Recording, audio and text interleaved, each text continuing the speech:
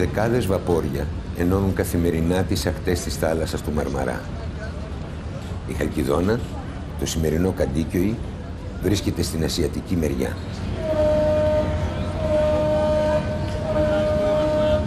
Της δόθηκε το προσωνύμιο πόλη των τυφλών, αφού οι ιδρυτές της αγνόησαν τη στρατηγική θέση που κατέλαβε αργότερα η Κωνσταντινούπολη, επιλέγοντας να επικίσουν την απέναντι ακτή. Ιδρύθηκε από Μεγαρίσα Πίκους το 685 π.Χ., 20 χρόνια πριν από την ίδρυση της ίδιας της βασιλεύουσας. Η Χαλκιδόνα υπήρξε σημαντική ρωμαϊκή επαρχία και στη συνέχεια εξοχικό προάστιο του Βυζαντίου, έως ότου περάσει οριστικά στα χέρια των Οθωμανών το 1352. Από την ίδρυσή της, το ελληνικό στοιχείο ήταν πάντοτε εκεί, διάχυτο σε ένα παρελθόν που χάνεται στα βάθη της ιστορίας. Ζώντας στην πόλη, στο πέρα, μέσα σε εκείνα τα 7 όροφα, 8 όροφα απαρτμά σκοτεινά, για μένα η Χαλκιδόνα, το Καντίκιοι, το Μόδι, ήταν μια περιοχή εξοχική.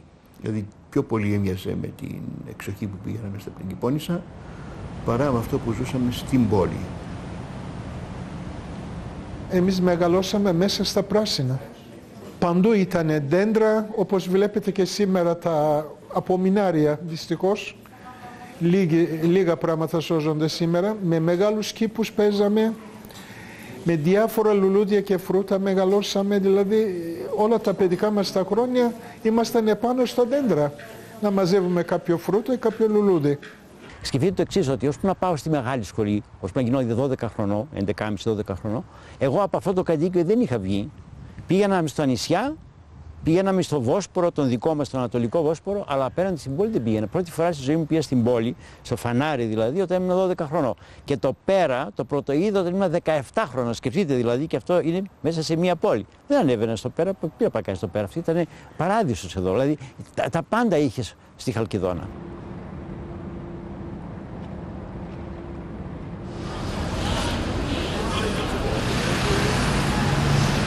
Μέχρι τα μέσα του 20ου αιώνα, η Χαλκιδόνα παραμένει ευρωπαϊκού τύπου συνοικία. Κοινότητες Ρωμιών, Φραγκολεβαντίνων, Εβραίων και Αρμενίων συμβιώνουν αρμονικά, δίνοντας στην πόλη κοσμοπολίτικο χαρακτήρα.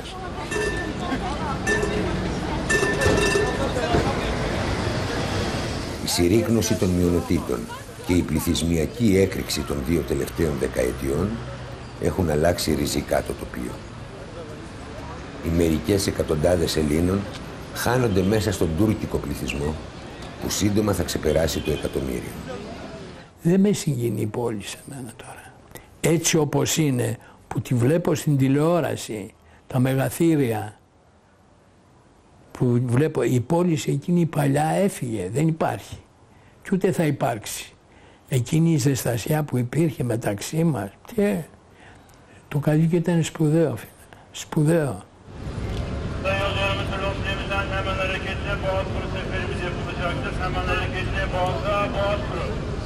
Το 1909 ολοκληρώνεται ο σιδηροδρομικός σταθμός του Χαϊντάρπασα που συνδέει την Κωνσταντινούπολη με την Ανατολή. Σχεδιάστηκε από τους Γερμανούς αρχιτέκτονες Χέλμουντ Κούνο και Ότο Ρίτερ σε επιβλητικό νεοκλασικό ρυθμό.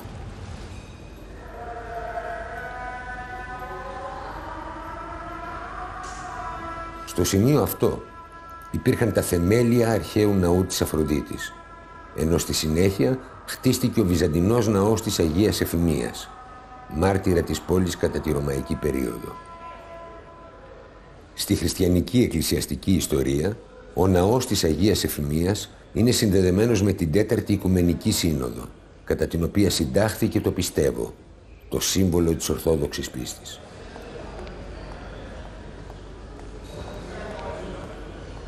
Το 2011, ο σταθμός του Χαϊντάρπασα έπαψε οριστικά να λειτουργεί. Οι αρχές σήμερα σχεδιάζουν τη μετατροπή του σε πολυτελές ξενοδοχείο ή εμπορικό κέντρο.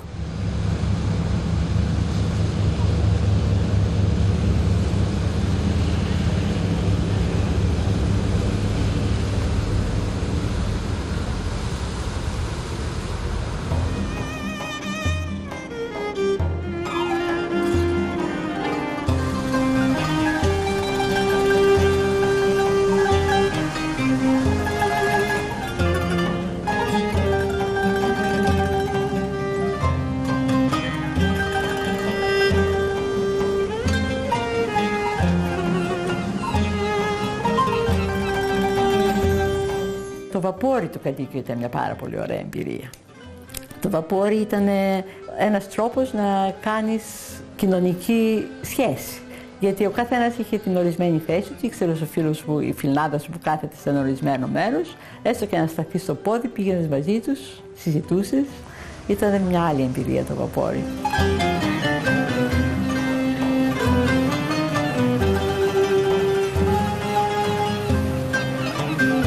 Το καραβάκι έφευγε από την πόλη, ερχόταν στο Καδίκιο, μετά από το Καδίκιο ερχόταν στο Μόδι, μετά από το Μόδι ερχόταν στο Καλαμίσι και από το Καλαμίσι πήγαινε Τζαντέμποστάν και Μπόσεντζι.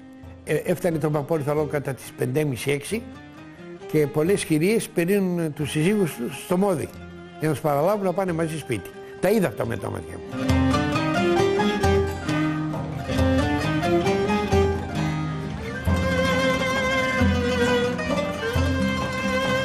Είχαμε ένα προνόμιο στη θάλασσα, στο Μόδι, που μαζευόταν όλη η Ρωμιοσύνη σε έναν βράχο, το οποίο το είχαν ονομάσει οι μεγάλοι μας, οι πολύ μεγάλοι μας, Καϊάσπορ. Όλο το κατοίκιο γνώριζε αυτόν τον βράχο, που πηγαίνανε μόνο οι Ρωμιοί.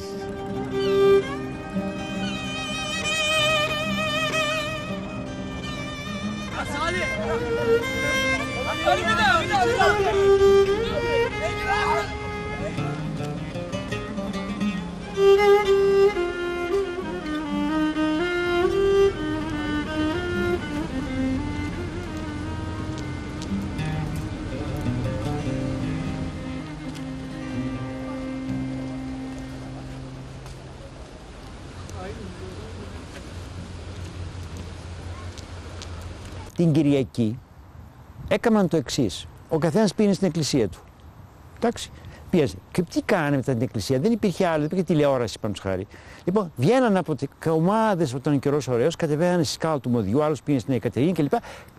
Καταλήγανε όμως στο μοναδικό κέντρο που υπήρχε την εποχή εκείνη που μπορούσε να πεις και μια μπύρα και καφέ, να κάτσεις και να φας, όλα αυτά γίνονταν δυνατά, στο καζίνο του Κότσου.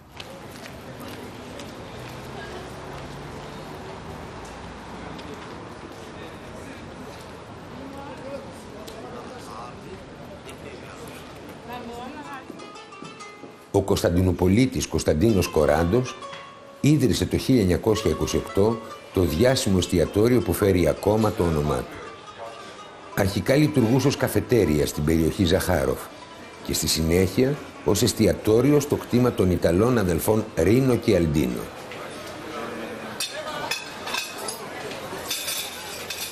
Ο Κότσος συνεχίζει να αποτελεί αγαπημένο στέκι των Ρωμιών της Χαλκιδόνας.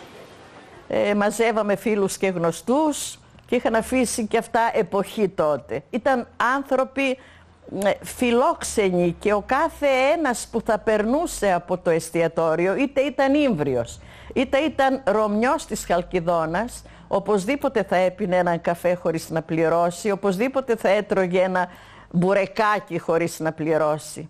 Δεν ήταν άνθρωποι πολύ του χρήματος. Λόγω αναπηρίας τα τελευταία χρόνια της ζωής του, ο Κότσος άφησε το μαγαζί στην αδερφή του και στους έμπιστους εργαζόμενούς του, τους Ήμβριους Θανάση Τζάνο και Στέλιο Μαύρο. Οι 5 Τούρκοι συνέτεροι που το έχουν πλέον αναλάβει φρόντισαν να διατηρήσουν τόσο το όνομα όσο και την παράδοση. Κάθε χρόνο, γιατί ο άντρας μου έχει πεθάνει στη Χαλκιδόνα, είναι εκεί ενταφιασμένος και το έχω τάξει μέχρι που να με κρατούν τα πόδια μου φεύγοντας ή πηγαίνοντας προς την Ήμβρο να περνώ από την πόλη για να κάνω το προσκύνημά μου. Και οπωσδήποτε βέβαια περνώ να ανάψω ένα κερί στην Αγία Κατερίνη. Αλλά πιστέψτε με ότι δεν θέλω να καθίσω στο εστιατόριο παρόλο που μου λένε να καθίσω να με κεράσουν κάτι. Δεν θέλω. Με πνίγουν οι αναμνήσεις μου εκεί πέρα.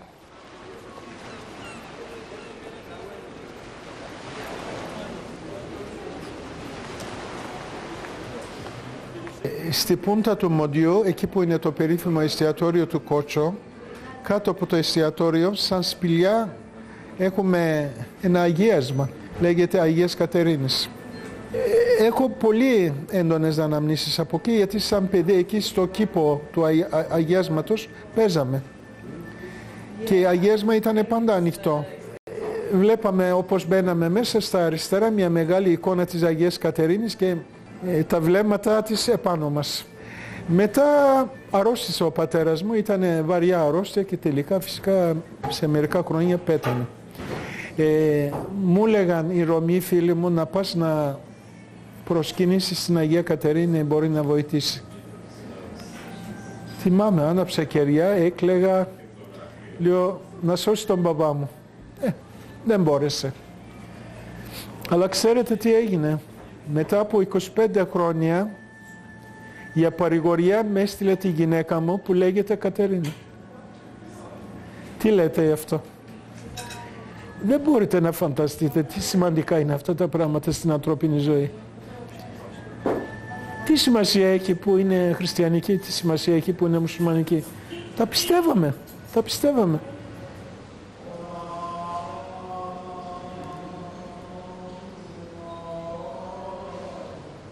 Ο σωζόμενος Μητροπολιτικός Ναός της Αγίας Εφημίας κατέχει τη θέση της Βυζαντινής Μονής της Αγίας Βάσης, που χτίστηκε το 1694. Στην καρδιά της Χαλκιδόνας, μέσα στην αγορά, στο Τσαρσί, συνεχίζει να χτυπά μέχρι σήμερα η καμπάνα της Ελληνοορθόδοξης Εκκλησίας, θυμίζοντας ότι υπάρχει ακόμα ελληνισμός στην πόλη. Λίαν έφρανας τους Ορθοδόξους και κατήσχυνας τους κακοδόξους. Εφημία Χριστού καλυπάρθενε της γαρτετάρτης συνόδου εκύρωσας, οι πατέρες καλώς εδογμάτισαν και τα λοιπά και τα λοιπά. Το λέει στο τροπάριο. Λοιπόν, τώρα εγώ με τη γυναίκα μου, με το παιδί μου και όποιους βλέπω, ας πούμε εσύ γείτονας, κάτι και όλους, παιδιά θα πάμε στην Εφημία. Κάθε χρόνο επί 37-38 χρόνια πηγαίνω.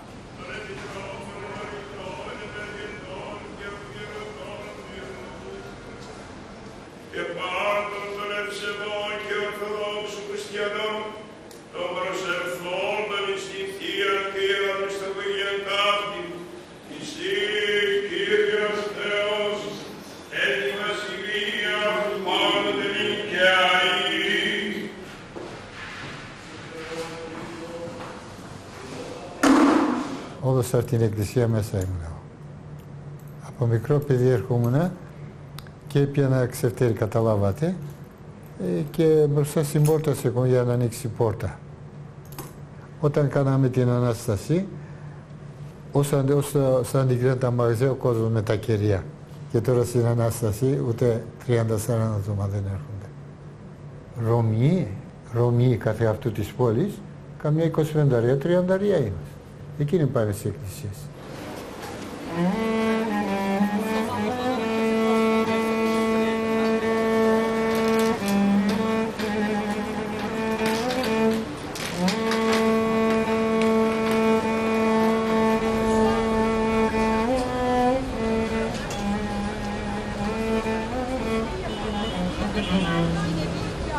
Η οδός Μπαχαριέ, πεζοδρομημένη στο μεγαλύτερο τμήμα της, είναι ο κορμός του σύγχρονου εμπορικού κέντρου του Καντίκιοι. Ρωμιοί και Αρμένοι είχαν χτίσει εδώ το δικό τους κόσμο. Τα δεκάδες καταστήματά τους έχουν περάσει σήμερα σε τουρκικά χέρια. Τα παραδοσιακά επαγγέλματα σε ολόκληρη την Κωνσταντινούπολη ήταν δηλαδή συντεχνιακά. Ο πατέρας μου, Φερρυπίν, είχε υπηρώτικη καταγωγή. Όλοι οι φούρνοι της Χαλκιδόνος ήταν στα χέρια των υπηρωτών. Ας πούμε, υπάρχει ένα εστιατόριο σήμερα που λέγεται Γιάννιαλη, από τα Γιάννενα. Αυτός ήταν ένας φούρνος που το είχε κάποιος από τα Γιάννενα, τον πούλησε το φούρνο σε αυτόν το λεγάμενο, λέμε εμείς, τον Τούρκο, και αυτός το έχει κάνει τώρα και υπάρχει αυτό το μαγαζί σαν εστιατόριο.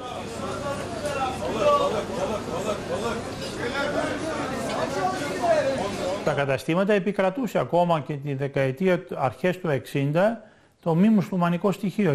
Κυρίως οι Ρωμιοί επικρατούσαν σε μεγάλο βαθμό. Θυμάμαι χοντρέμποροι για τα μπακάλικα, υπήρχαν τρεις, οι οποίοι ήταν ο ένας Αρμένης και δύο ήταν Ρωμιοί. ο ένας ο πατέρας μου. Εκτός των κρατικών υπηρεσιών, τραπεζών κτλ. Τα υπόλοιπα καταστήματα ήταν ρωμαϊκά, ήταν ή αρμένικα.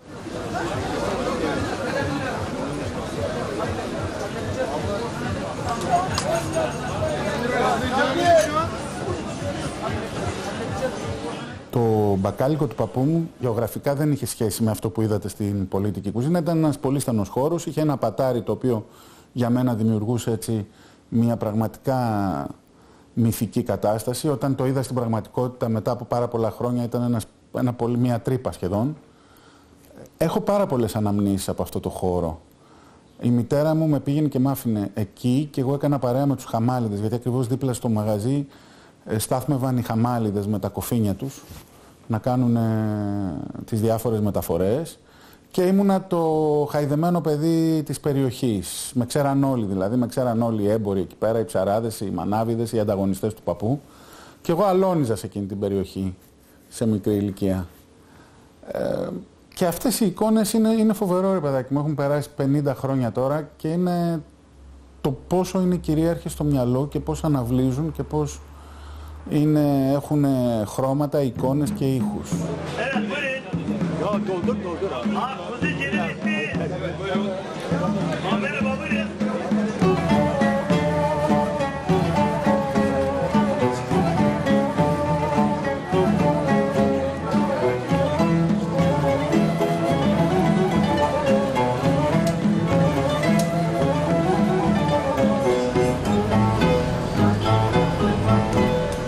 Το καλύτερο ζαχαροπλαστείο στην Χαλκιδόνα ήταν και το καλύτερο στην Τουρκία.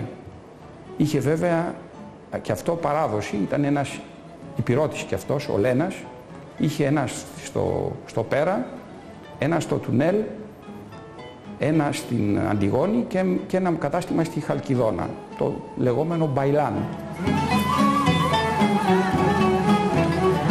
Το Μπαϊλάν είναι η μοναδική ρωμαϊκή επιχείρηση που επιβιώνει στο Τσαρσί.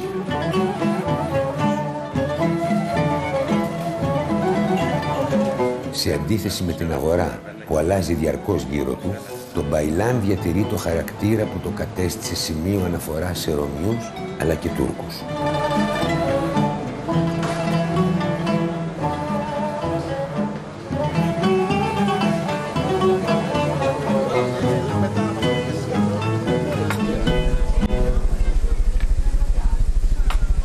Εδώ πέρα ερχόταν όλοι οι γραφιάδες, οι ρήτορες, διανοούμενοι ήταν στο Μπαϊλάν.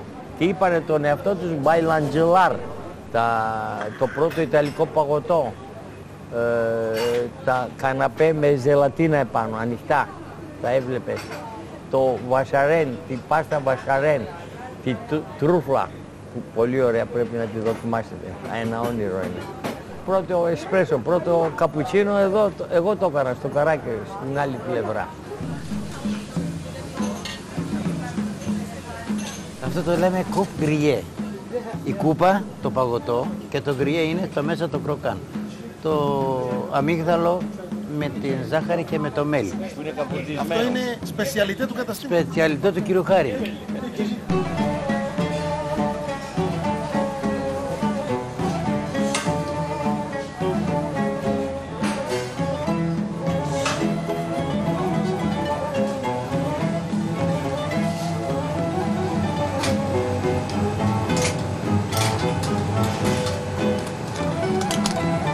Πολλές φωτογραφίες από το 1954.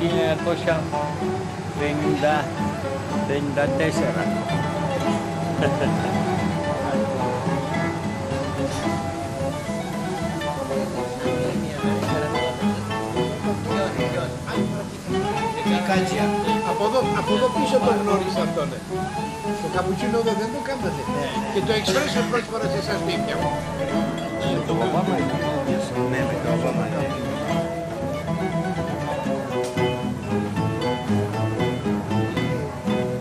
Να ο πατέρας του. Και αυτός είναι ο Γιώργος Κυρίτσης, ο εξάρφος, που αρχίσανε την τέχνη. Σας καταστρέψαν τα μαγαζιά. Βέβαια, βέβαια. Στο 55 και μετά στο 62 κολλούσανε, γράφανε με κοιμωλία, ήταν μαύρα τα τζάμια του καταστήματος, στο Καράκι, και γράφανε είναι Έλληνες, μη ψουνίζετε από αυτό. Γιατί κάθε γρόση γίνεται σφαίρα. Για τους Κυπρίους αδερφούς. Έχω φωτογραφίες.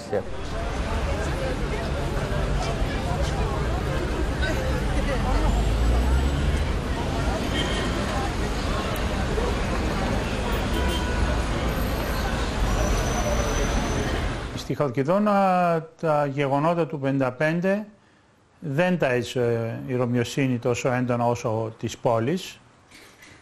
Ειδικά η δικιά μας η γειτονιά ήταν μια απομονωμένη, ήμασταν η μόνη ελληνική οικογένεια.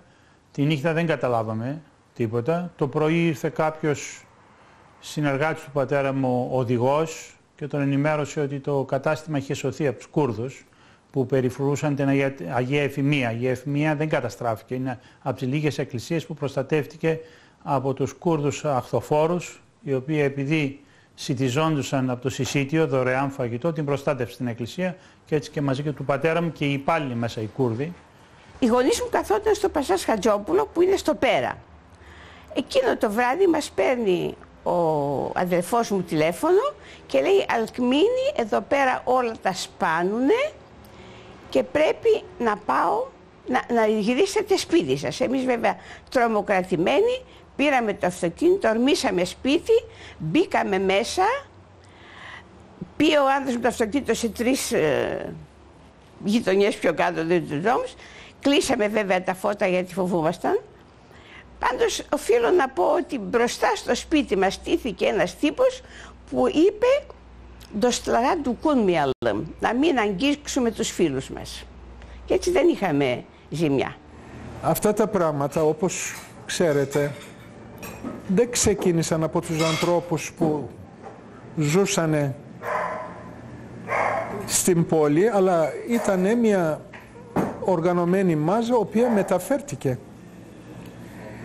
Γι' αυτό οι ντόπιοι, οι Τούρκοι, ήταν ήδη ταραγμένοι από τα γεγονότα, και γιατί και αυτοί δεν ήξεραν τι να αντιμετωπίζουν, όπως εξελιχθήκαν τα πράγματα. Γι' αυτό ο μπαμπάς μου έμεινε στο σπίτι. Με έπιασε από το χέρι, βγήκαμε έξω να κάνουμε μια βόλτα στην αγορά που ήταν εντελώς καταστραμμένη. Και έγινε ίσως για μια μεγάλη στροφή για τη ζωή μου, γιατί λέω εγώ είμαι δίπλα στον αδικουμένο. Γιατί είδα τον Ρωμιό που αδικήθηκε. Αυτοί οι άνθρωποι δεν έκαναν τίποτα κακό σε εμάς.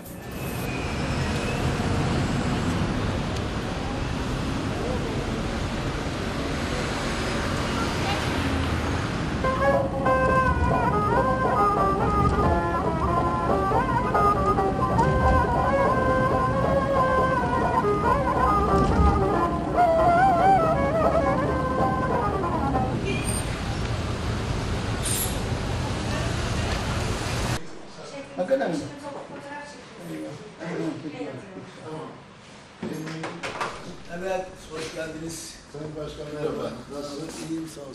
Siz? Teşekkür ederim. Sağ olun. Gel. Buyurun. İşin doğrusu tabii yani 67 yılına kadar pek yok, çünkü o dönemlerde öğrenciydim ben. Daha çok yatılı okuduğumuz için biraz daha kapalı yaşıyorduk işin doğrusu.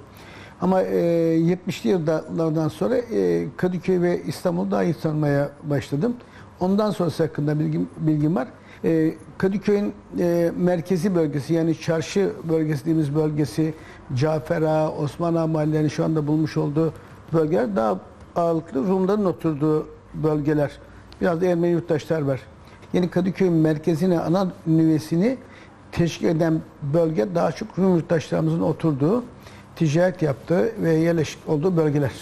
Aslına bakarsanız başta Rum kesimi olmak üzere burada gerek Ermeni cemaati, gerek Musevi cemaati, hepsiyle çok ilişkilerimiz var. Ama bu ilişkiler sadece yani protokol düzeyinde yürümüyor. Onu da söylemek istiyorum. Yani gerekirse kent yöneticisi olarak onların bütün hizmet duyduğu alanlarda mümkün olduğu kadar yardımcı olmaya çalışmak bizim temel görevimiz.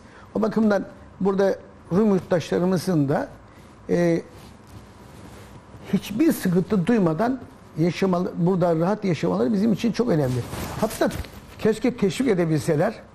O giden yurttaşlarımızı buraya getirebilsek keşke. Öyle bir özlemimiz var içimizde.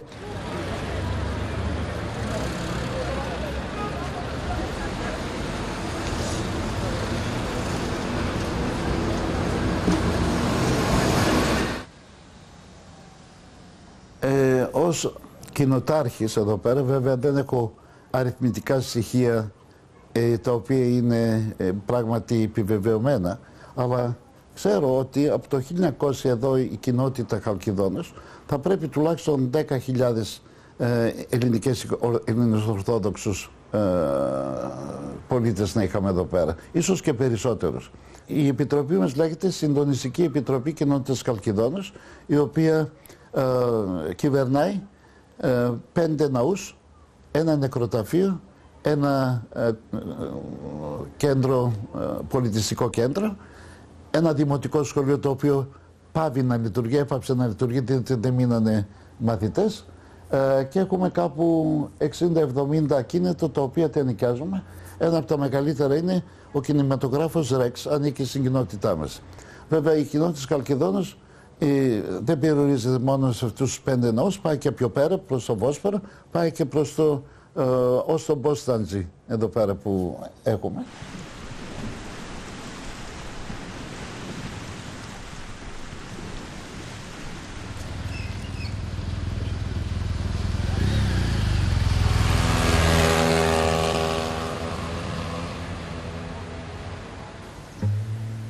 Στην περιοχή των Καλαμισίων, σε θέση αρχαίου αγιάσματος, χτίστηκε το 1876 η εκκλησία του Αγίου Ιωάννη του Χρυσόστομου.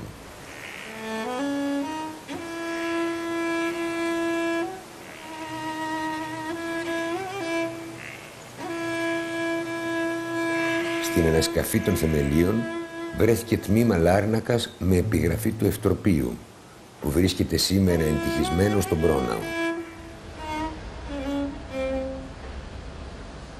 Όπως ήταν σύνηθες, δίπλα στο ναό βρισκόταν σχολείο. Η μικρή τριτάξια σχολή των Καλαμισίων είχε μόλις 6 μαθητές το 1969, πριν κλείσει οριστικά 3 χρόνια αργότερα.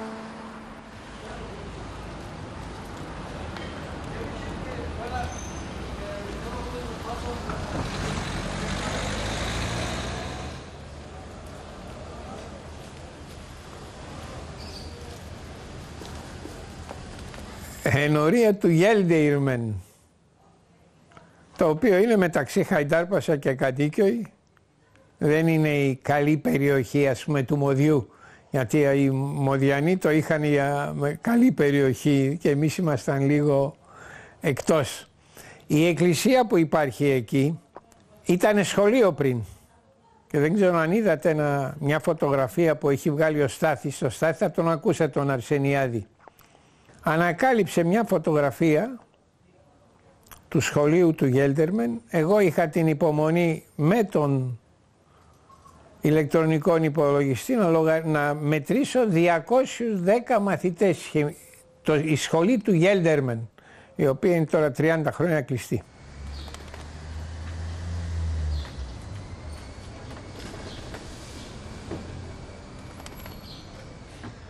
Εγώ πολύ στο Κατοίκιο δεν κυκλοφορούσα, με τα σχολεία πήγαινα ερχόμουνα, δεν είχα πολύ. Αλλά από τη μητέρα μου, καθώς άκουα, το Κατοίκιο ήταν μια επαρχία πολύ αριστοκρατική τότε. Οι καλύτερες ομογενείς οικογένειες είχε εκεί. Είχε και Άγγλες και αγγλικές οικογένειες στο Μόδι του Σουίτορ. Σιγά σιγά όλα χάθηκαν βέβαια.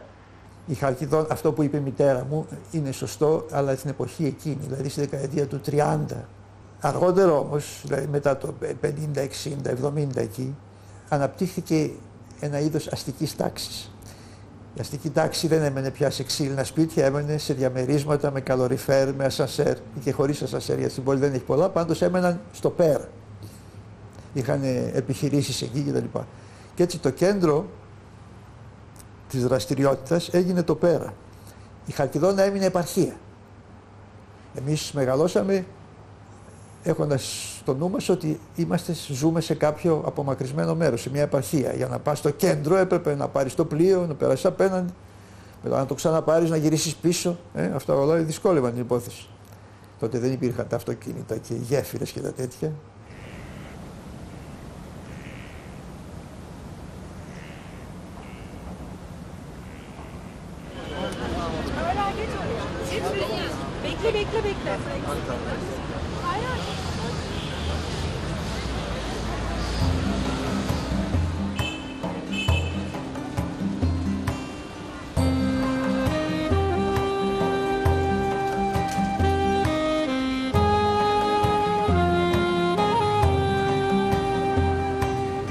Η Χαλκιδόνα παραμένει μια περιοχή αντιθέσεων.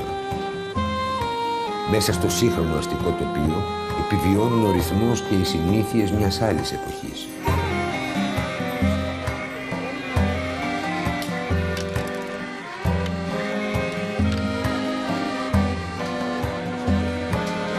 Η Δημαρχία επανέφερε πρόσφατα το τραμ στους δρόμους της πόλης, ονομάζοντας τη γραμμή του Νοσταλγία.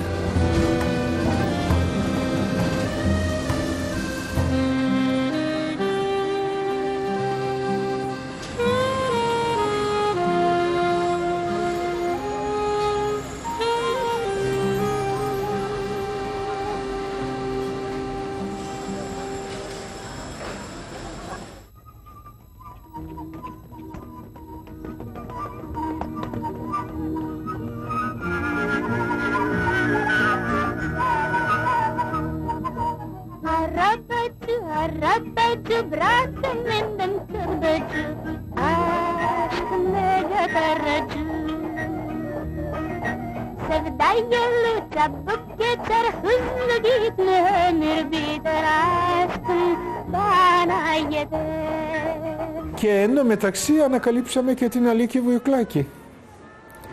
Πρώτο εμφανίστηκε στην πόλη νομίζω το 60-61 με το Ξύλο Βίκα από το Παράδεισο, ο οποίο έκανε επιτυχία στην πόλη, κάτι το απίστευτο, να μην σας γελάσω, εβδομάδες ολόκληρες έπαιζε, γιατί τα τράβηξε και το τουρκικό κόσμο. Όποιος Τούρκος πάει και βλέπει μια Ρωμιόπουλα, ας τα πούμε, σαν την Αλίκη, που ήταν και ναζιάρη και τραγούδαγε και χόρευε και διάφορα κλάματα, αστεία. Φτάσαμε το 61, 62, 63 σχεδόν όλο το σινέμα εδώ, με εξαίρεση μία, δύο, τρεις φορές βάζανε ξένα, αλλά βασικά όλα τα έργα που φέρανε ήταν ελληνικά.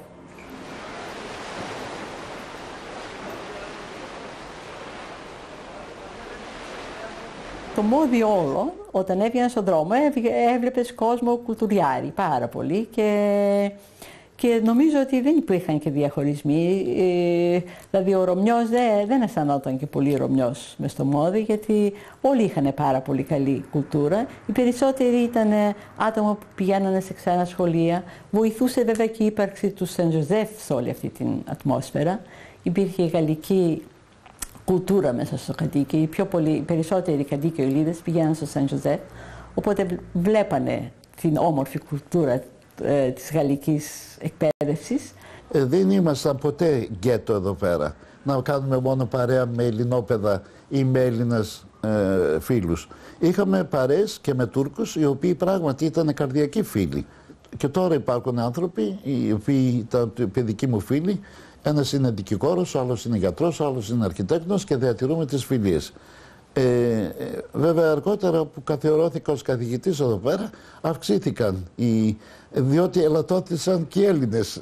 Λοιπόν, περισσότερες φιλίες με Τούρκους παρά με Έλληνες, διότι έχουμε υπομείνει τόσο λίγοι και σπανίζουν με αυτούς που θα τους θεωρήσεις κοντινούς φίλους. Το θέμα είναι το εξής, ότι ο άντρας μου, ο οποίος προερχόταν από μια όχι πολύ πλούσια οικογένεια, όταν βγήκε γιατρός, φαίνεται ότι είχε πολλή απήχηση και τον φωνάσαν στο μόδι. Στο μόδι καθότανε όλοι οι προεστοί.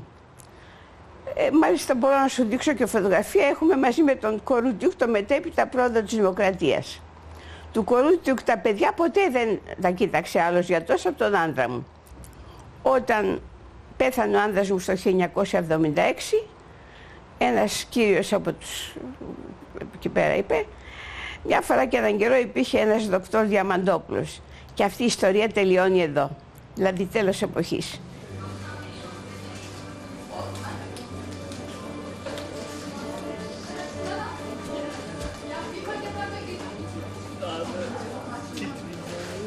Η πληθυσμιακή αύξηση των μη μουσουλμανικών μειονοτήτων της Χαλκιδόνας είχε ως συνέπεια την οικιστική της ανάπτυξη.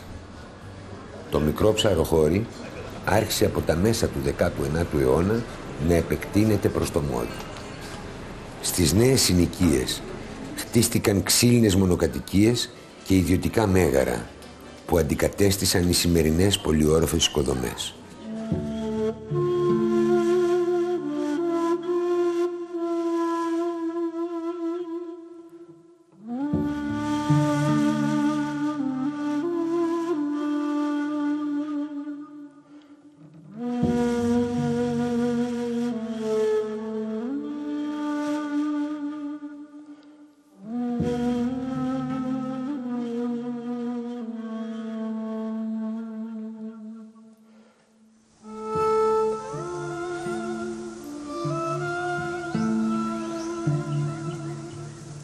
Εδώ και εκεί, μέσα στα στενά, συναντάς ακόμη κάποια παλιά σπίτια που ξέχασε η ανοικοδόμηση να θυμίζουν τη χρυσή εποχή της Χαλκιδόνας.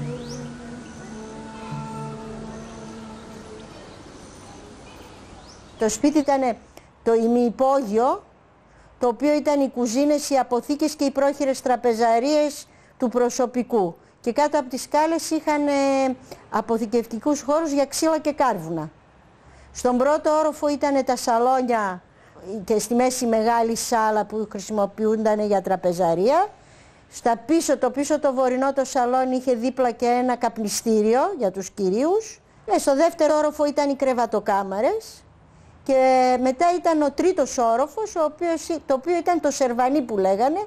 Ήταν κρεβατοκάμαρες συνήθως του προσωπικού, των παιδιών αν ήταν πολυπληθή, το εικονοστάσιο οπωσδήποτε στον τρίτο όροφο.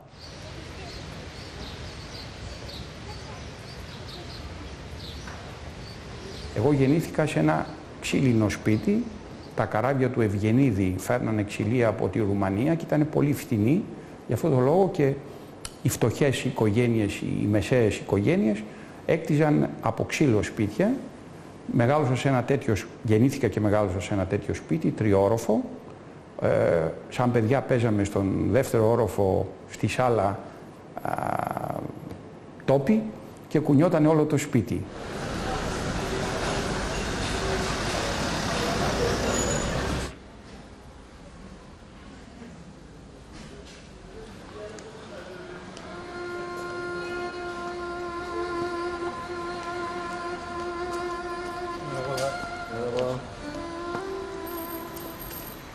Ο Φέδων Κάφτογλου είναι πρόεδρος του Μορφωτικού Συνδέσμου του Μοδιού. Ο σύνδεσμος ιδρύθηκε το 1946, σε συνέχεια παλαιότερων σωματείων εκπαιδευτικού και ψυχαγωγικού χαρακτήρα. Αρχικά λειτουργούσε σε ένα παλαιό ξύλινο κτίριο, αλλά γρήγορα μεταφέρθηκε στο χώρο του πρώην Παρθεναγωγείου.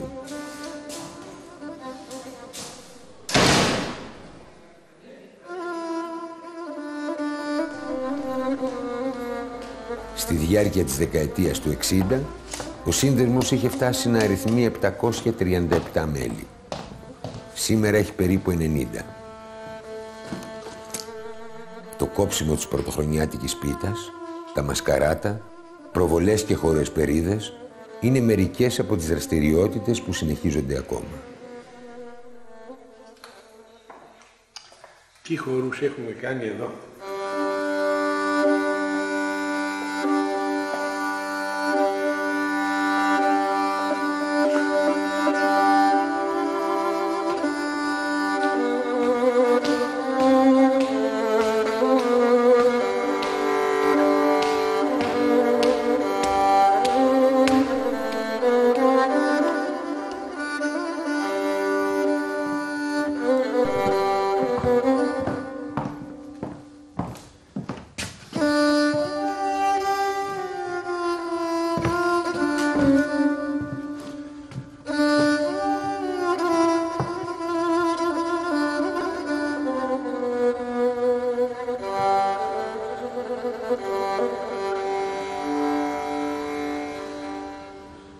για μένα προσωπικά, εγώ το λέω, ο σύνδεσμος αυτός ήταν το δεύτερο σπίτι μου.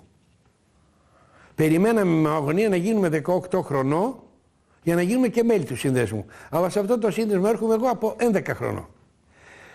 Τότε ο σύνδεσμος άνοιγε το απόγευμα η ώρα 5 και έκλεινε το βράδυ η ώρα στις 11. Τις δε Κυριακές ήταν από τις 10-11 το πρωί μέχρι το απόγευμα το βράδυ 6 ανοιχτός. Οπότε καλύτερη συνάντηση ή συνάθρηση φίλων εδώ γινόταν. Κάναμε θέατρα, κάναμε γεύματα, κάναμε εκδρομές. Κάναμε στην Τουρκία τα 3-4 τα είχα γυρίσει, καταλάβατε. Σε πολλά μέρη πήγαμε. Όλη την Τουρκία τη γυρίσαμε. Αυτός ο σύλλογος του Μοδιού, στα χρόνια μετά που τελείωσα τη μεγάλη σχολή, ήμουν φοιτητής στο Πανεπιστήμιο, είχε γύρω στα 90 έως 100 μέλη. Ήταν οι περισσότεροι, όχι περισσότεροι, αλλά οι μισοί σχεδόν ήταν νέοι άνθρωποι. Άλλοι έπαιζαν μπιλιάρδο και περνούσε κάποια ώρα. Άλλοι έπαιζαν πινκ-πονγκ, δηλαδή αυτό το περίφημο πινκ-πονγκ. Άλλοι καθόντουσαν στη βιβλιοθήκη πάνω και κουβέντιαζαν, μεταξύ αυτών και εγώ. Άλλοι πάλι κάθονταν, ιδίως εκείνες τις δύσκολες εποχές όταν έβγαιναν οι κατάλογοι των απελαθέντων. Καθόμασταν το βράδυ στο ραδιόφωνο, τεράστιο παλιό ραδιόφωνο που ήταν κάτω στην αίθουσα του καφέ, στο που έτσι πίναμε καφέ δηλαδή, και ακούγαμε τα ονόματα. Αυτό δηλαδή είναι κάτι το οποίο είναι ασυνήθιστο για την εποχή μας, όμως αυτό εγώ ζωντανά το θυμάμαι. Να περιμένεις να βγει η απογευματινή ή το βράδυ να ακούσεις στο ραδιοφωνικό σταθμό των ενόπλων δυνάμεων από την Ελλάδα, απελάθησαν ή βγήκε ο κατάλογος των απελαθέντων, ο οποίος περιέχει τα εξής ονόματα. Στο ίδιο κτίριο στεγαζόταν και η Φιλόπτωχος αδελφότης των Κυριών, που συστήθηκε το 1884 με τις ευλογίες της Εκκλησίας. Η Φιλόπτωχος συνεχίζει μέχρι σήμερα το κοινωνικό της έργο. Η πρώτη μου γνωριμία με τη Φιλόπτωχο την χάνει να είναι μετά το 1977, μετά που παντρεύτηκα τον Φεδονά μου, όπου η κουμπάρα μας ήταν η αείμνηστη μακαριστή κυρία Κατίνα Χαρισιάδου, η οποία ήταν και αρχόντισσα του θρόνου, η οποία ήταν πρόεδρος, η οποία επί 38 χρόνια υπηρέτησε ως πρόεδρος της Φιλοπτώχου αδελφότητος, και με τη βοήθεια εκείνης φυσικά μπήκα και εγώ στο διοικητικό. Εγώ σαν μικρότερη βέβαια τους βοηθούσα πιο πολύ. Ήταν τα πολύ καλά χρόνια της Φιλοπτώχου τότε, καθώς υπήρχε και συσίτιο, δεν ήταν μόνο Φιλόπτωχος, ήταν και συσίτιο. Το συσίτιο έρχονταν η μαγείρισα πρωί, είχαμε αποθηκάριο ειδική, έβγαζα ό,τι χρειάζεται για να μαγειρέψει, και ερχόταν το μεσημέρι, ερχόταν τα παιδάκια όσα είχαν ανάγκη. Είχε εκεί αυτό το κτίριο που ήταν πρώτα το Παρθεναγωγείο. Ο πρώτος κάτω, το ισόγειο, ήταν δικό μας να πούμε. Έρχονταν τα παιδάκια εκεί στην τραπεζαρία, τρώγανε, και εκτός αυτά έρχονταν οι πτωχές, δίναμε μερίδες για τα σπίτια τους. Ύστερα τα ντινέ. Τα ντινέ ήταν μεγάλο ζήτημα. Να καθορίσεις πού θα γίνει το ντινέ, να αποφασίσεις ποιος καλλιτέχνης θα τραγουδήσει, να ετοιμάσεις τους λαχνούς, να πουλήσεις τα εισιτήρια. Ύστερα με τα ημερολόγια. Οι κυρίες βγαίναν τα βράδια κυρίως για τα ημερολόγια, γιατί λέγανε αν είναι ο κύριος του σπιτιού στο σπίτι θα δώσει περισσότερα χρήματα, οπότε θα υποφεληθούν πιο πολύ και θα κάνουν περισσότερα πράγματα. Ο σύνδεσμος, αν και έχει το όνομα Μορφωτικός Σύνδεσμος, αλλά μπορώ να σας πω ότι είναι και αθλητικός σύλλογος. Είχαμε μπάσκετ, είχαμε βόλεϊ, είχαμε πινκ-πονγκ. Η χρυσή εποχή του συνδέσμου είναι μεταξύ 1950 και 1960.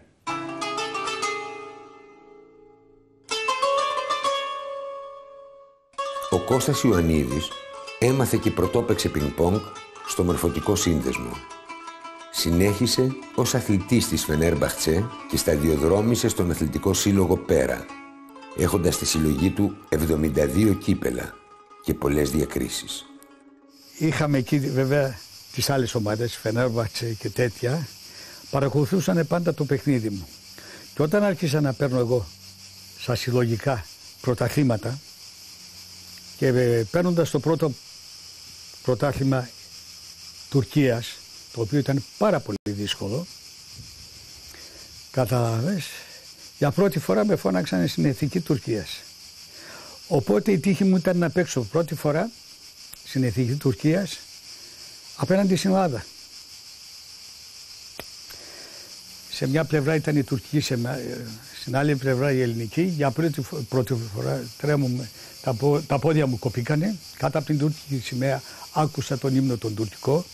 Κάτω από την ελληνική σημαία η σημερινή φίλη μου, πρόεδρη της Ομοσπονδίας, αρχηγός της Ελλάδος που είναι, τώρα στην Ελλάδα φίλοι είμαστε, πολλοί. Και ο ελληνικός ύμνος. Στο παιχνίδι αυτό τη μοναδική νίκη της Τουρκίας την έκανα εγώ.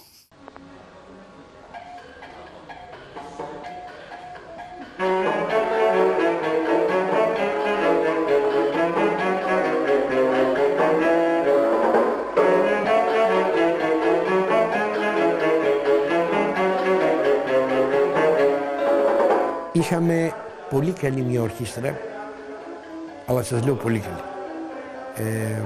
Τους Πλανήτες, οι οποίοι πάντοτε στα γεύματα, στις χοροσπερίδες, έπαιζαν αυτοί.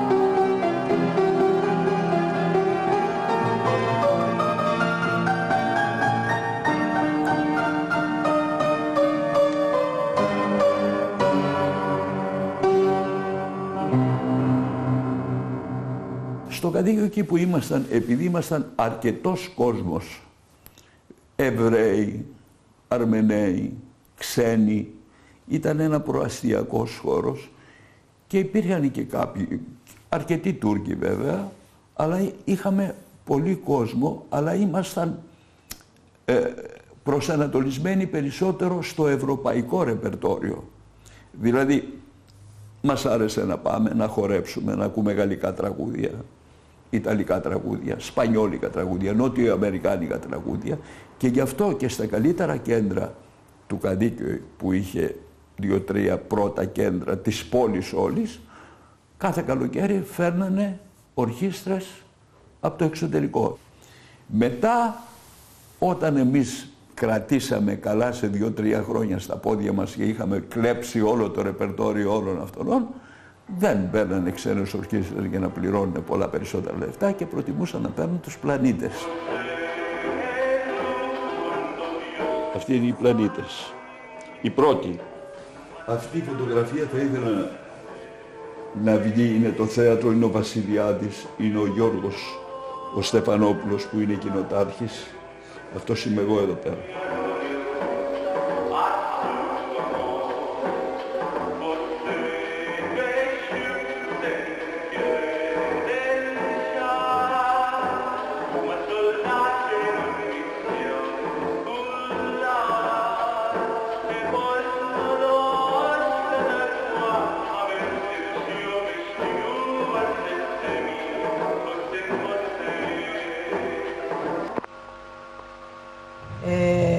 Μητροπολίτης έφτιαξε αυτή την αίθουσα, διότι πριν ό,τι θέατρα γινόντουσαν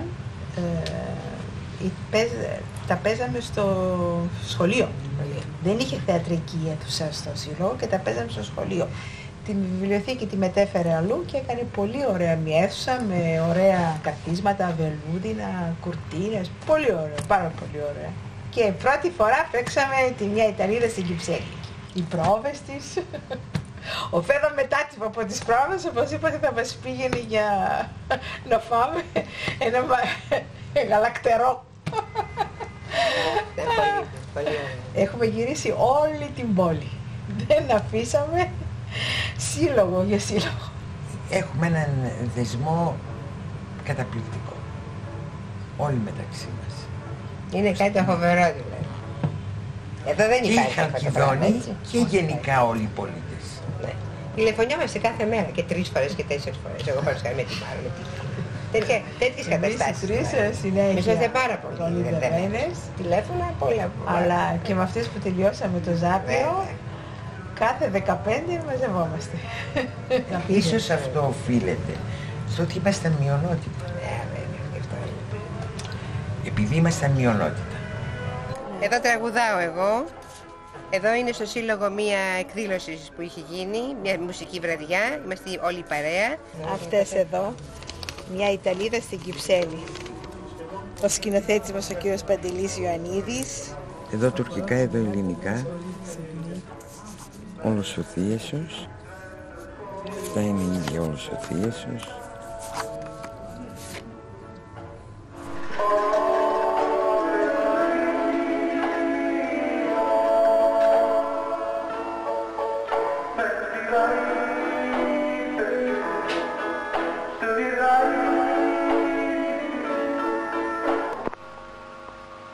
Κάθε βράδυ φεύγαμε από το σύλλογο, αν όχι κάθε βράδυ, πολλές φορές, είτε είχε ψιλοβρόχη φθινοπορεινό, είτε έκαμε κρύο και φυσούσε νοτιάς, είτε ήταν κρύος βορειάς. Βγαίναμε και κάναμε μία βόλτα στο Μόδι, έτσι κοντά στα μεσάνυχτα, και μετά πηγαίναμε σπίτια μας, καθότι εμείς ήμασταν παντρεμένοι και δεν είχαμε οικογένειες και οικογενειακές υποχρεώσεις. Έτσι. Αυτοί οι γύροι στο Μόδι, κάτω από τους πλατάνους, μου έλειψαν σε όλη μου τη ζωή και μου λείπουν και τώρα.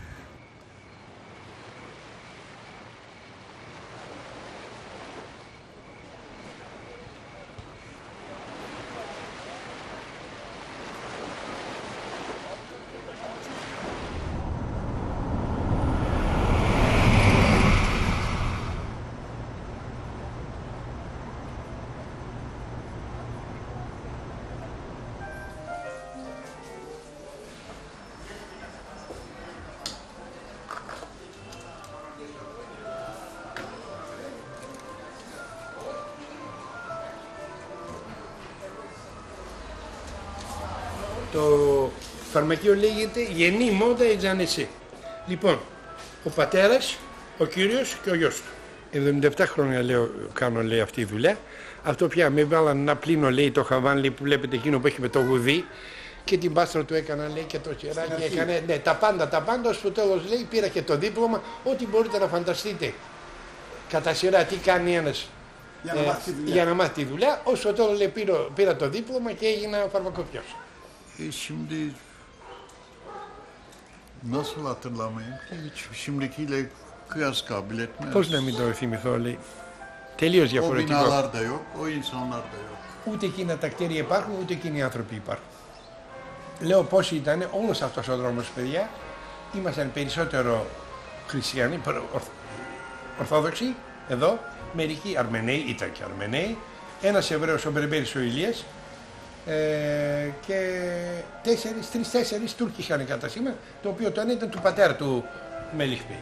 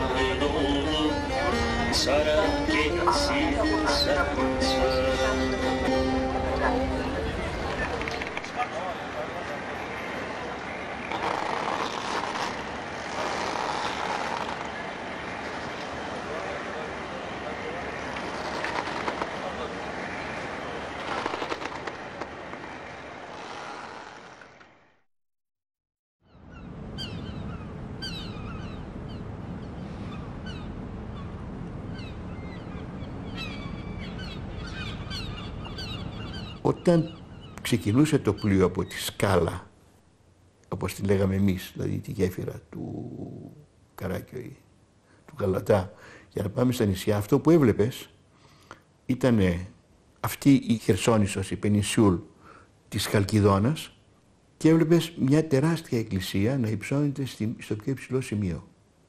Δηλαδή δες πως η εκκλησία στα γύρω χαμηλά σπίτια.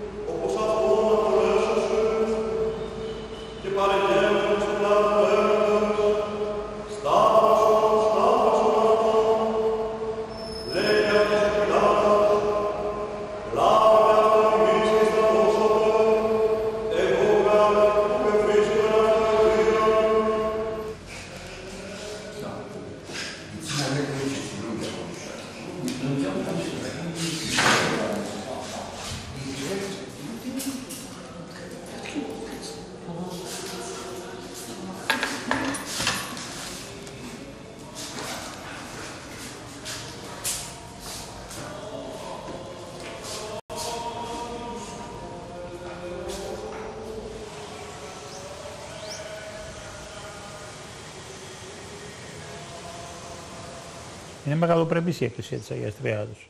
Κτίστηκε, είναι η τελευταία εκκλησία που κτίστηκε επί Οθωμανικής Αυτοκρατορίας, μετά δεν κτίστηκε καμία. Μάλιστα για το κτίσιμό της είχε παρέμβει ο Ρώσος ο πρέσβης. Δηλαδή υπήρχε μια παρέμβαση πάλι εξωτερική, ότι υπάρχει ένας μεγάλος πληθυσμός Ορθόδοξος εδώ, ίσχυε η συνθήκη του Κιτσουκάναρτζη, που είχε η Ρωσία το δικαίωμα να παρεμβαίνει και ξέρω ότι είχε παρέμβει ο Ρώσος, ο Γερμανός, μετέπειτα ο Γερμανός ο Πέμπτος, ο Πατριάρχης, ήταν τότε Μητροπολίτης Χαλκιδόνος και με ρήμνη αυτού κτίστηκε αυτή η εκκλησία. Το 1905 ήταν τα εγγένεια.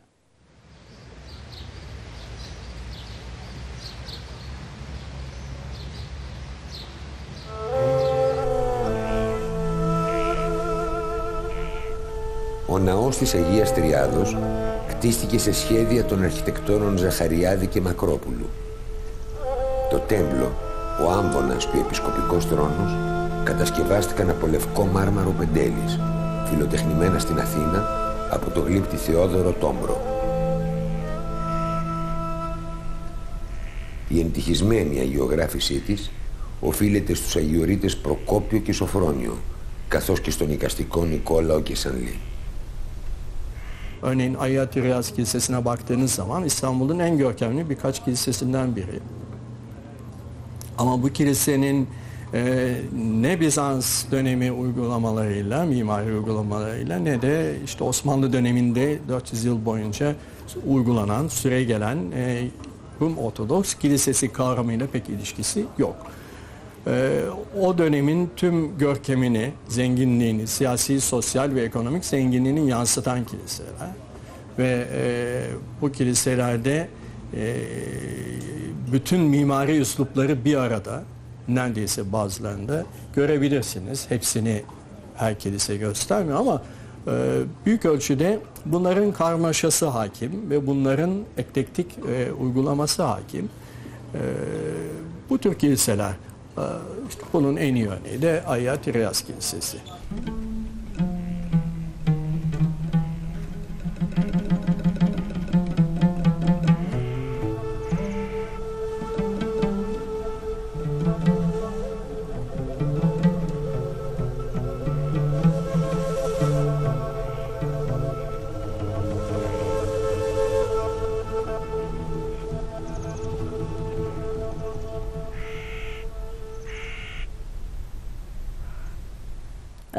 Το να ξέρεις ότι Μεγάλη Παρασκευή θα πας στην Αγία Τριάδα, το να ξέρεις ότι Μεγάλη Πέμπτη θα πας στην Αγία Εφημία.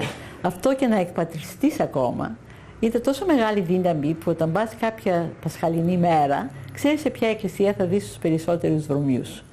Έστω και να είσαι μικρός αριθμός, νομίζω ότι το να τηρείς κάποια παράδοση μπορείς να το συνεχίσεις και με 50 άτομα. Αν αλλάξει όμως το make-up, η κοινωνία γενικώς, και έρθουν Έλληνες και σμίξουν μαζί μας, και γιατί όχι, δεν θα είναι το παλιό καντίκι, είναι ένα καινούριο καντίκι. Και αυτό είναι ωραίο, όχι που είναι άσχημο.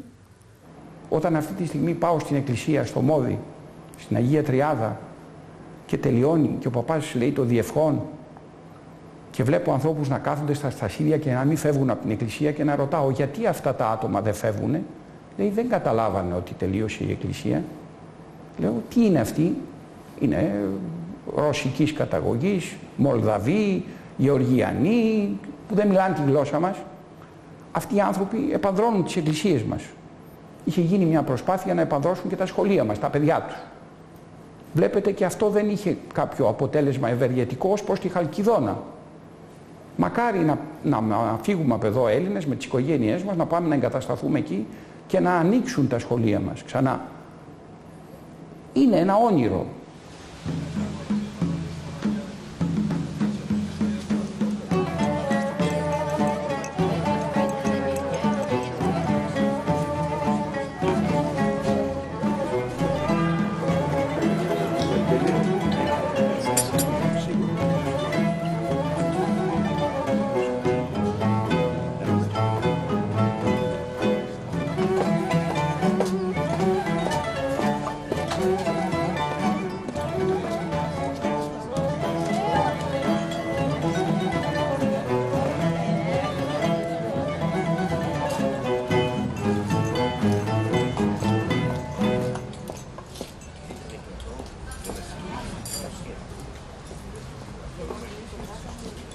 Είναι δύσκολο να εξηγήσεις τους εδώ ότι είμαι γεννημένη Κωνσταντινούπολη.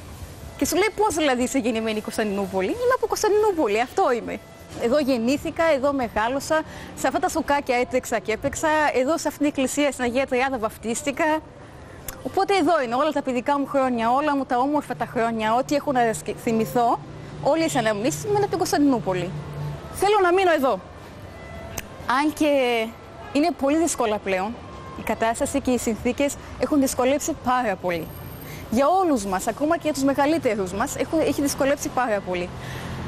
Αλλά θέλω να το προσπαθήσω και να μείνω εδώ. Γιατί χρειαζόμαστε κάποιους και εδώ. Δεν είμαστε πουθενά, είμαστε παντού οι άλλοι. Είμαστε εδώ οι άλλοι ως την πλευρά ότι είμαστε Έλληνες και Ελλάδα, και είμαστε άλλοι στην Ελλάδα γιατί είμαστε από την Τουρκία. Οπότε δεν ανήκουμε πουθενά δυστυχώς.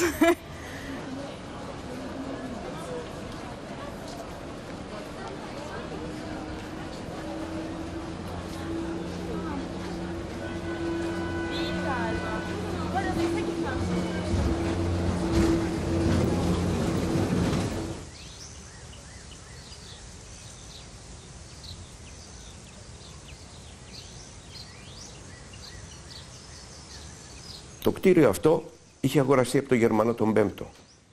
Και ήταν διπλό το κτίριο αυτό. Ήταν για τους άνδρες Σέλαμλικ και Χαρεμλίκ. Για τους άνδρες και τις γυναίκες. Την εποχή εκείνη ήταν αυτό το κτίριο. Μετά όμως το 1920 το άλλο το γκρέμισαν και έκαναν, οι Γάλλοι έκαναν ένα θαυμάσιο κτίριο, λοιπόν πέτρινο, και είχε ποικίλη και περίεργη χρήση διαχρονικά. Τελευταίως όμως έγινε η όπερα της Χαλκιδόνος, ένα ωραιότατο κτίριο. Ναι, το αναπαλαίωσαν, είναι θαυμάσιο κάτι. Λοιπόν, ο Γερμανός ο Πέμπτος το έκανε σπίτι του αυτό, οικία του, και το χάρισε στην κοινότητα Χαλκιδόνος. Και έμεναν εδώ, αυτό το δωμάτιο μέσα που είναι το γραφείο, έμενε ο Δεσπότης εδώ. Αλλά αργότερα η διακόσμηση βασική οφείλεται στο Μελίτωνα, ο οποίος πολλά αντικείμενα από το σπίτι του αξίας τα έχει μεταφέρει εδώ. Υπάρχει τραπεζαρία μέσα αγγλική, του Μελίτωνος είναι αυτά όλα. Εδώ πέρα είναι όλες οι φωτογραφίες με το περίφημο ποδοφίλημα, με τις επισκέψεις του Μελίτωνος στον Πάπα της Ρώμης.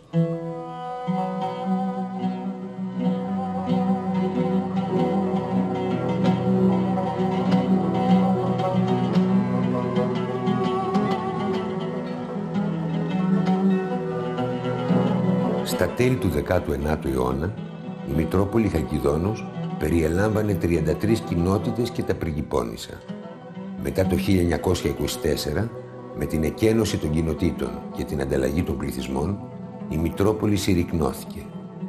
Στη δικαιοδοσία της απέμειναν μόνο 7 κοινότητες, ενώ τα νησιά αποκόπηκαν και σχημάτισαν τη νέα Μητρόπολη Πριγκιπονήσων.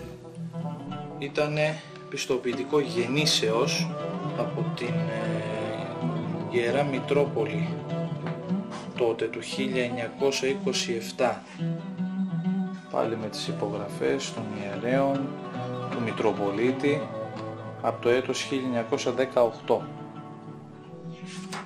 Χάραξε στη Χαλκιδόνα, έδισε στη Χαλκιδόνα φώτα χρυσά.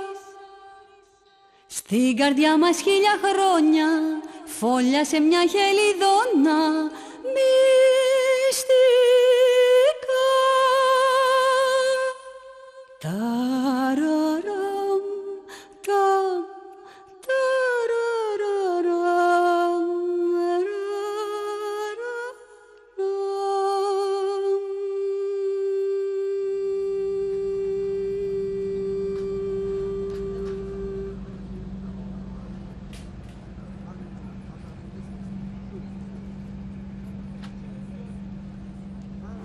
Φτάσαμε το 1963 τα Χριστούγεννα με τα γνωστά γεγονότα της Κύπρου.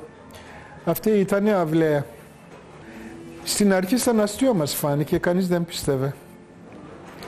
Αλλά είδαμε ότι εφαρμόζανε και σε πολύ λίγο χρονικό διάστημα άρχισε να αδειάζει η Χαλκιδόνα από Έλληνες. Κάθε πρωί βλέπαμε κάποιο γνωστό μαγαζί έχει κλείσει και έχει φύγει. Και πολλοί δεν προλάβανε ούτε να μας αφήσουν αντίο. 65 το καλοκαίρι, εδώ είχαμε νεκρική σιγή. Ερχόντουσαν, σας χτυπούσαν την πόρτα και σας λένε, ξέρετε κάτι, σε 4-5 μέρες φεύγεις. Κατάσχεση το μαγαζί, κατάσχεση στο σπίτι, ό,τι είχες και δεν είχες, και φεύγαμε με ένα μικρό βαλιτσάκι, τα άκρως απαραίτητα. Μόνο αυτό δεν μπορώ να σε πω εκεί την εποχή τι ένιωσα. Όσο περνούσε ο καιρός, άρχισα και το νιώθα περισσότερο. Γιατί άρχισε μετά σαν αλυσίδα. Σαν κομπολόι.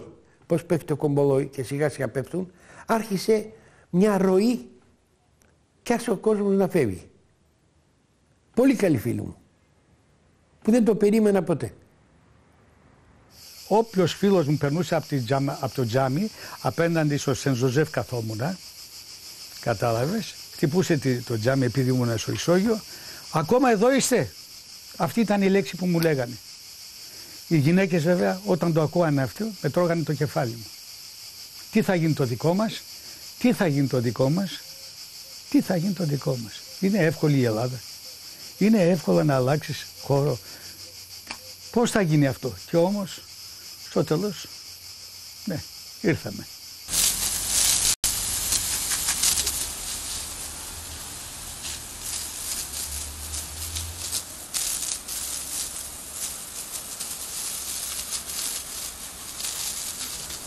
Τον ημών των επιούσιων δώσιμην σήμερον και άφησιμην τα οφειλήματα ημών, ως και εμείς αφήμεν τις οφειλέτες ημών, και εμείς ενέγγισε εμάς πειραστών, αλλά ρίσε εμάς από του πολυγού ότι σου εστί η βασιλεία και η δύναμη και η δόξα, και αιωνία σου μνήμη, ξεβακάριστα αδελφέ, με αιωνία σου μνήμη, αιωνία σας η μνήμη. Αμήν.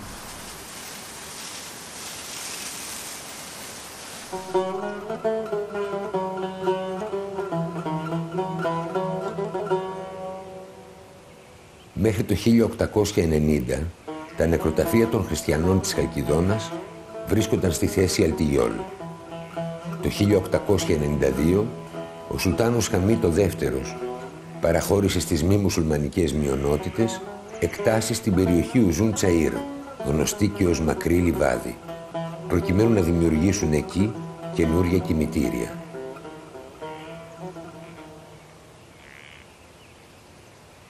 Εμένα αυτές οι 4 μέρες του χρόνου,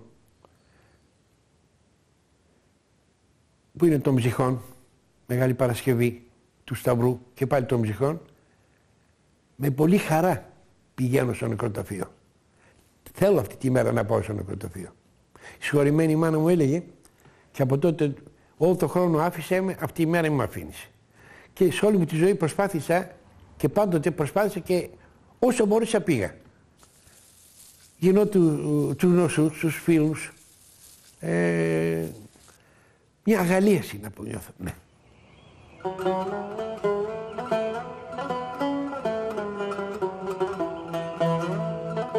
Εξέχοντα μέλη της ελληνικής κοινότητας βρίσκονται ενταφιασμένα στο νεκροταφείο. Ιερείς, δάσκαλοι, επιστήμονες, άνθρωποι που προσέφεραν πολλά και η μνήμη τους παραμένει ζωντανή.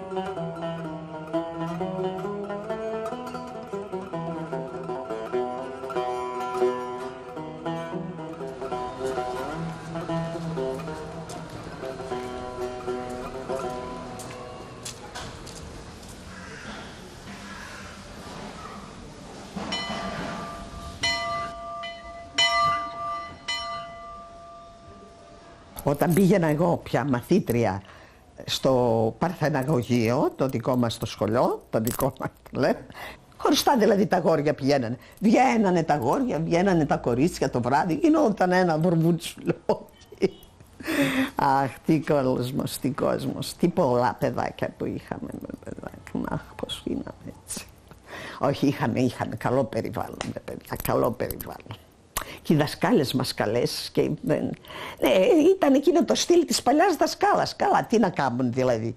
Και το ξυλάκι τους έδιναν και φώναζαν και έκαναν.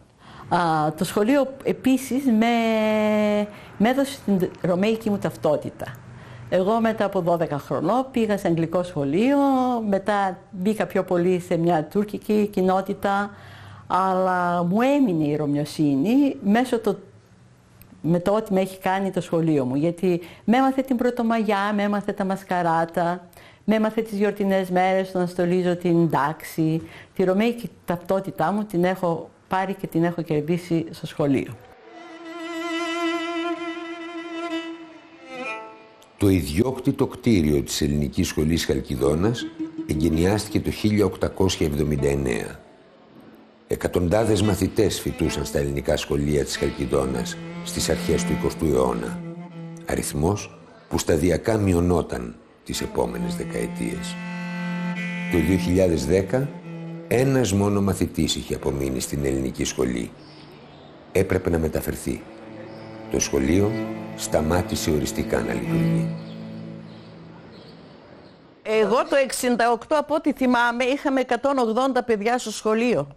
Και σιγά εκείνα τα 180 παιδιά έφτασαν να είναι 12 όταν φεύγαμε το 2003. Αυτό που ρωτάτε είναι ένας μεγάλος πόνος ψυχής. Και τον βιώνει ο δάσκαλος όταν θυμάται την ακμάζουσα κατάσταση του σχολείου κάποτε και όταν μετά μένει με αυτά τα λιγοστά παιδιά που φοβάται ότι και αυτά μια μέρα θα εκλείψουν. Και όπως ακριβώς έγινε αυτό το πράγμα. Πολύ με πείραξε. Πάρα πολύ με πείραξε. Σας ορκίζομαι. Γιατί εκτός ότι πέρασα καλά χρόνια, δυσκολίες βέβαια με επιθεωρητάς και τα λοιπά, εκείνα δεν έγραφα. Γνώρισα, βγήκαν μαθητές, όχι μόνο από μένα, και οι δάσκαλοι μου, οι άλλοι που υπήρχαν, παιδιά αξίας. Και γι' αυτό το σχολείο έτσι να κλείσει, πάρα πολύ με λύπησε. Πολύ με λύπησε.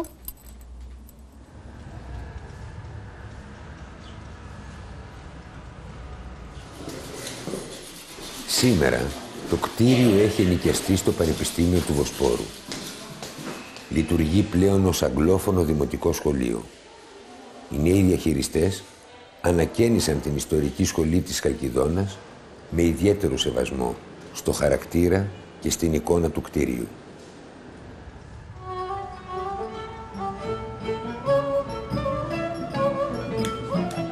Η μικρή Θάλια είναι από τους πρώτους μαθητές του νέου ιδιωτικού σχολείου.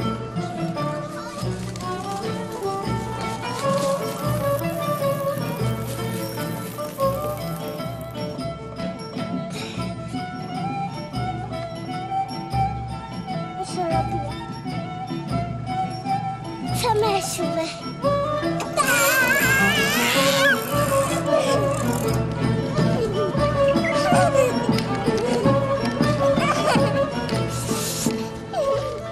Καθημερινά έρχεται με την οικογένειά της από την απέναντι πλευρά της πόλης για να φοιτήσει και αυτή στο χώρο που μεγάλωσαν γενιές Ελλήνων της Χαλκιδόνας.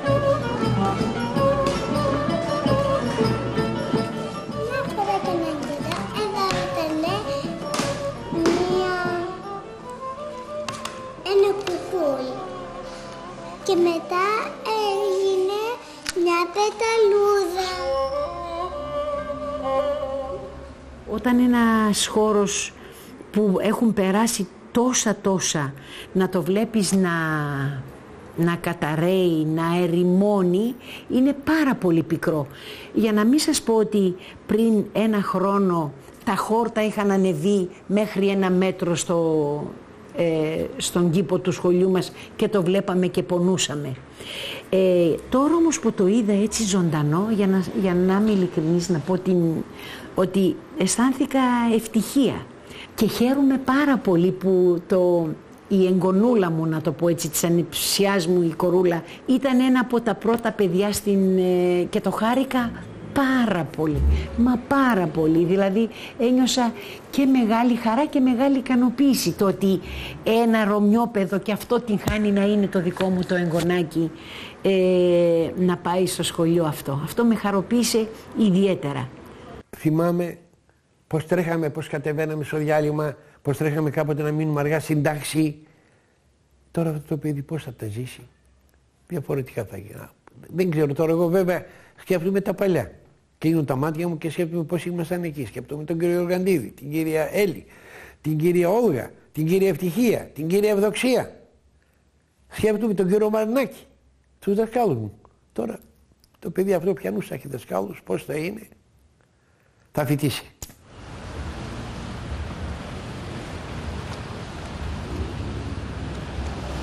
Είναι αλήθεια ότι δεν θα ήθελα να μπει μια τελεία στο όνειρό μου. Στο όνειρο θα ήθελα να συνεχίσω να ελπίζω ότι ο αριθμός των νέων ελληνικών οικογενειών της επαρχίας, της κοινότητας θα αυξηθεί. Αλλά φοβάμαι το κλείσιμο του σχολείου θα εμποδίσει αυτή την εξέλιξη. Κάποιες οικογένειες με το κλείσιμο του σχολείου άφησαν την κοινότητα να περνάνε στην Ευρωπαϊκή Όχθη. Μήπως θα μπορούσε να χρησιμοποιηθεί το σχολείο για άλλο σκοπό.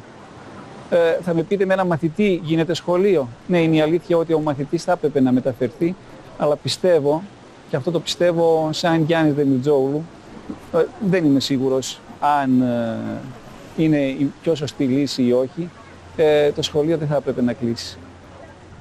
Όταν έρχονται Ελληνόπουλα, αυτό το οποίο διαπιστώνουμε κυρίως, όχι μόνο Ελληνόπουλα, αλλά Ελλαδίτες, παρόλη το ενδιαφέρον, την αγάπη την οποία δεχόμαστε, βλέπουμε ότι υπάρχει μια φοβερή άγνοια.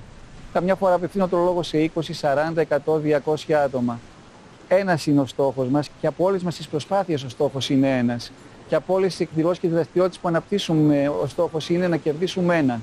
Παιδιά, θα ήθελα κάποιος από εσάς, μετά από την επίσκεψη την οποία πραγματοποιήσατε ή μετά την κουβέντα που κάναμε, να σκεφτεί ότι θα μπορούσε να έρθει να ζήσει στην πόλη. Αλλιώς πώς μπορεί να πραγματοποιηθεί το όνειρο.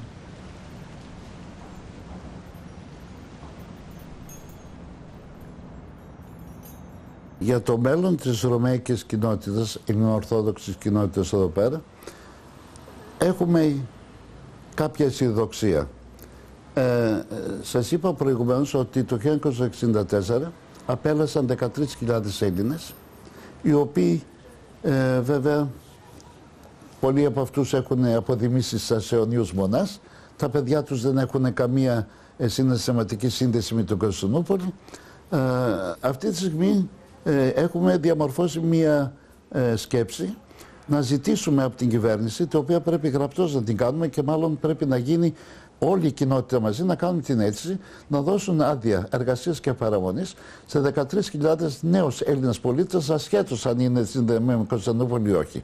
Πολλές φορές έχει έχουν ανατραπεί τα πράγματα εδώ στην Κωνσταντινούπολη για την Ορθόδοξη κοινότητα και όμως πάντοτε έχει, κατά κάποιο τρόπο έχει αυξηθεί ο αριθμός τους, έχει εξηγιανθεί η παρουσία τους εδώ πέρα και δημιούργησαν οι άνθρωποι.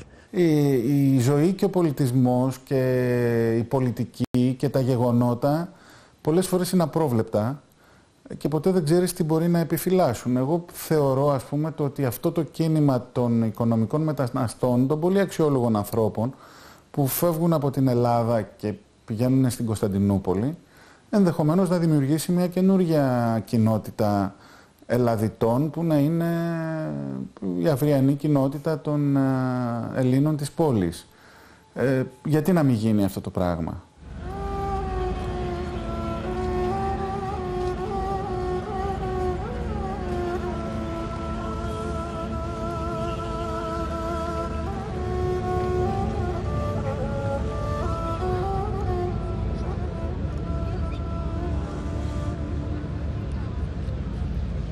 Τόσο έχω συνηθίσει με το βαποράκι να παίρνω απέναντι, που αν γίνει 2 μέρες και γίνει κάτι και δεν περάσω με το βαποράκι, νιώθω κάτι άδειο στον εαυτό μου. Τόσο πολύ έχουμε συνηθίσει στην πόλη. Για σκεφτείτε αυτή, εγώ να σταγώ την πόλη που 2 μέρες δεν πήγα στην πόλη λέγοντας απέναντι, δηλαδή στην ευρωπαϊκή πλευρά. Αυτή θα ρίξει, θέλουν να έρθουν όλοι να γυρίσουν στο παρελθόν. Παρόλο πρέπει να σκεφτόμαστε το μέλλον, αλλά αυτοί που είναι όλοι θέλουν το παρελθόν.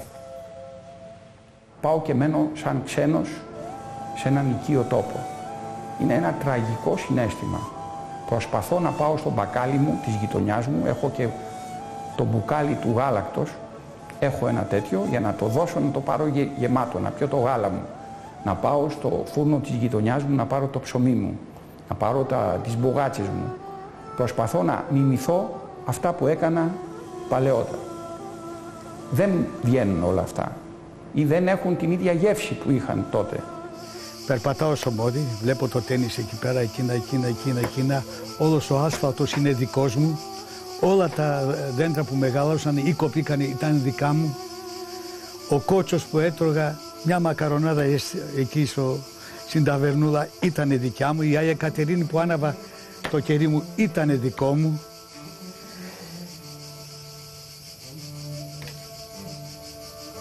Όλα αυτά ήταν δικά μου, να πούμε. Έτσι τα ένιωθα. Μέχρι το 98 μπόρεσα και γύρισα στην Αθήνα. Μετά το 98 όχι. Με έπιανε το μαράζι. Εγώ ήμουνα για εκεί. Αυτό ήταν δικός μου χώρος.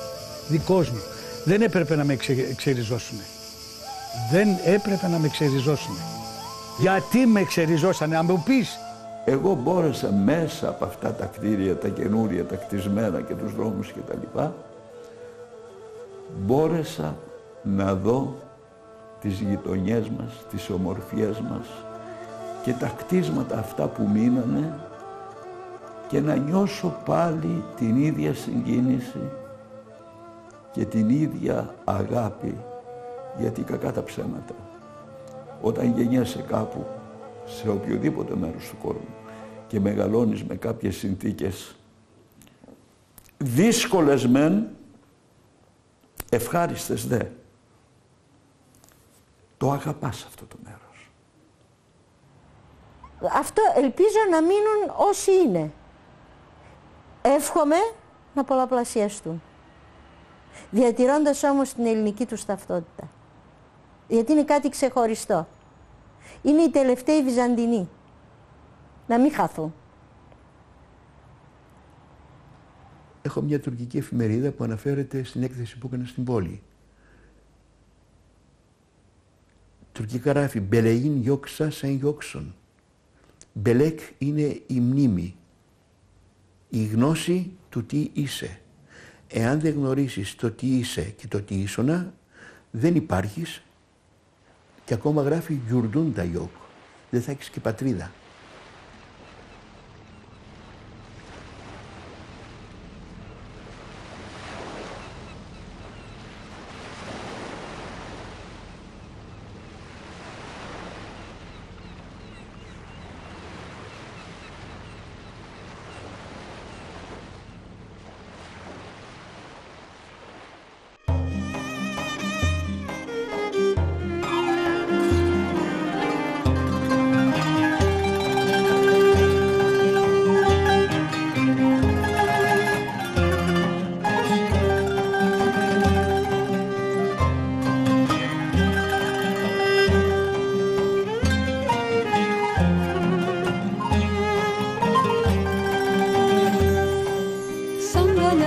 στα νερά στροβιλίζονται πουλιά, θρυλινόστος λησμόνια απ' τη χώρα των τυφλών, στη μαγεία των στενών σαν αναζητώ.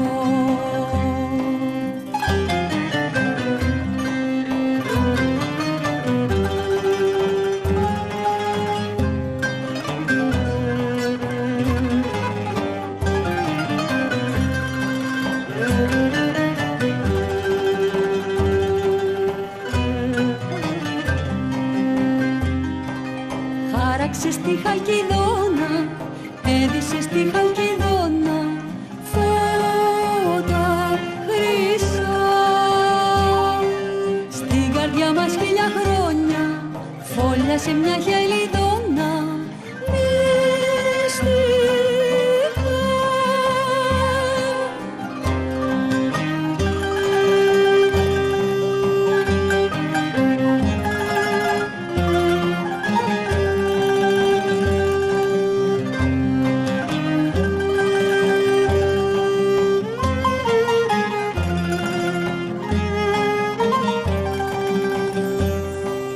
Στη Χρυσούπολη θα βγω κι απ' το μόδι θα διαβώ, στις ψυχής το όνειρο θα γναντέψω τον καιρό, θα μιλήσω στο Θεό, θα αναστηθώ.